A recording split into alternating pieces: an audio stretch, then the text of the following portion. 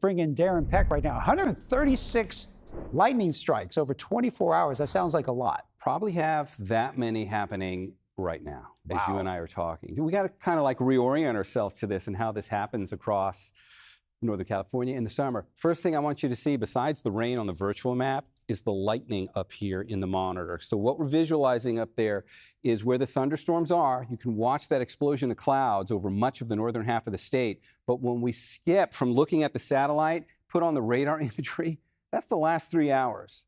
So you've got a lot of lightning happening right now in the same places that were getting inundated by that last night. Now, there's some rain with that, so it's good. Some of these are like heavy downpours, but there's a lot more lightning than there actually is heavy downpours, and there's a very dry landscape, especially in that northern third of the state, drier than it is down here.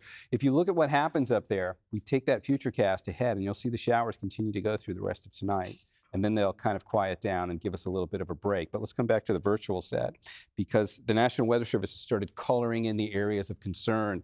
No surprise up here.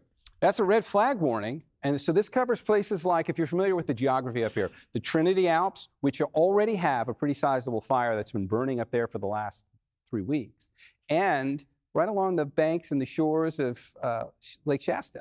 At the foot of Mount Shasta, there's been another fire up there, the Green Fire, that's been burning for about a month. So we're going to monitor that. We'll probably have more to see as we progress through probably the next 36 hours up there with the amount of lightning strikes that have happened. Meantime, back here at home, our story is not changing. So just another review on that. The marine layer is doing its thing each day. If we just look at the last 3 hours of it, you can see it's just waiting, biding its time, and it's already starting to build back in and getting ready to cover up most of the bay to start the evening and get us all great over for tomorrow. So we looked at this a moment ago, but here's where you are for your daytime highs for Saturday. And after tomorrow, this pattern is going to change. And I just want to give you a little bit of background into what's happening that's going to be driving that.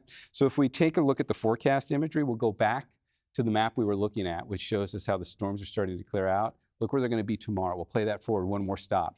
Tomorrow's thunderstorms are now going to be in Nevada. They've moved away. There's something driving this. First of all, we're going to have just as much marine layer, but the pattern driving the thunderstorms is going to start taking a break. And when we look at what's behind this, look at that big counterclockwise spin parked right over California. We've been looking at this together for the last 2 days. It started to move inland a little bit. And remember, as this thing spins counterclockwise, it's the northeast corner where these things are providing the most dynamics. You get the most energy. You're usually going to find your thunderstorms up here. That's their story, and that's why those storms are going to move east tomorrow, when that thing starts to move off towards the east tomorrow as well and take most of the energy with it. But our story is not going to change much. You might have a wobbling area of low pressure that's going to leave, but the bottom line is what we're going to experience here over the next few days is almost going to look identical in terms of the marine layer. But as that low leaves and we say goodbye to what we were looking at on there, we are going to notice the temperatures begin to change. So here's the main point in the forecast. Sunday's going to be a little bit warmer than your Saturday. So if you look at the 7-day forecast on there, you can see what happens with Saturday. It's almost identical. This is your inland microclimate, by the way. By Sunday, you're going up about 5 to 10 degrees in places. That puts you back in the mid-80s, I should say.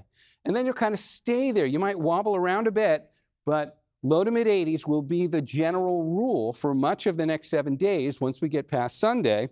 It is warmer than you've been, but the perspective on that continues to be it's still below average. Remember, 88 would be the average daytime high for these warmer inland microclimates. And just to show you what this will look like for the bay, we'll get those numbers in there and you can pick out your part of the 7 day that matters most to you.